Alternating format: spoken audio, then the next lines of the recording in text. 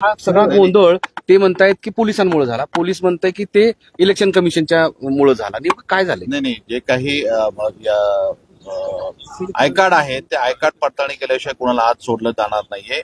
पुरेशा अंतरावरती सर्व लोकांना आपण थांबण्यात आलेलं आहे आणि त्याच्यानंतर आपण त्या ठिकाणी योग्य ते चेकिंग केल्यानंतरच त्या लोकांना आपण सोडवत आहोत.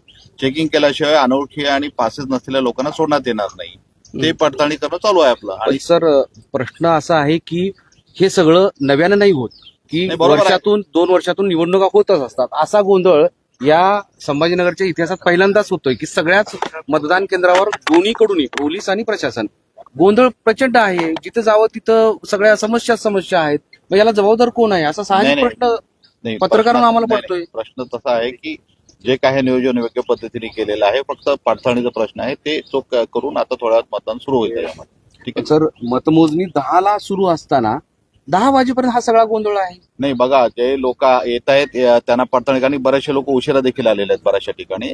आणि आता त्याच्यामध्ये पूर्णपणे बऱ्यापैकी सगळे लोक आत गेलेले आहेत. मतमोजणी आता सुरू होईल. ओके. काउंटिंगच्या दिवशी हे सर्व रस्ते, जे मेन रस्ते, सगळे बंद केले जातात. मतदान प्रतिनिधी याशिवाय कुणालाही प्रवेश मिळत नाही. असं असताना जे प्रतिनिधी, म्हणजे गर्दी नव्हती, काही गडबड होण्याची शक्यता नव्हती, जो प्रतिनिधी आहे त्यालाच फक्त आतमध्ये एंट्री होती. मग अशा वेळेला त्याच्यावर लाठीचार्ज करायची गरज काय?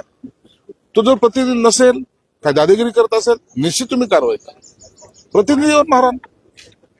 परंतु काही अधिकाऱ्याला थोडेसे काय घमेट ज्याला म्हणतात ना, तो दाखवण्याचा त्यांनी प्रयत्न केला. वडा रे त्याला आतमध्ये, घ्या रे आतमध्ये. आणि तुम्ही आता तुमच्याकडे सर्वांकडे फुटेज आहे, म्हणजे राऊंड करून आज ज्या पद्धतीने मारले ना, तो गुराढोराला मारत नाही असे मारले. बरं, ते माझी महापौर आहेत. सर, शहरामध्ये बऱ्याच ठिकाणी अशी सिच्युएशन आहे, ट्रॅफिक जाम जालना रोडवरती बघायला मिळतंय. आता काय नेमकं प्रशासनाचा हा सगळा प्रशासनाने काय केलेलं माहिती का? पोलीसच ठेवलेले नाही. जिकडे रस्ते बंद केले तिथे तुमचा बंदोबस्त असला पाहिजे ना. सर्वसामान्य माणूस येईल कसा, जाईल कसा, त्याला काही धरबंद असला पाहिजे ना. तो बिचारा तो ट्रॅफिक मध्ये अडकलेला आहे. स्पॉटवर एकही पोलीस नाही, गाड्याचे एकमेकांना टक्कर चालल्यात. म्हणजे हा जो प्रकार आहे, आता काही तासांतर निकाल लागेल, मग कार्यकर्त्याचा उत्साह असेल, त्या टायमाला नेमकी सिच्युएशन काय असणार आहे, मला त्याची भीती वाटायला लागली आता. या संदर्भात तुम्ही मुख्यमंत्र्यांशी काही चर्चा करणार आहात? मी 100% बिलकुल चर्चा करणार आहोत.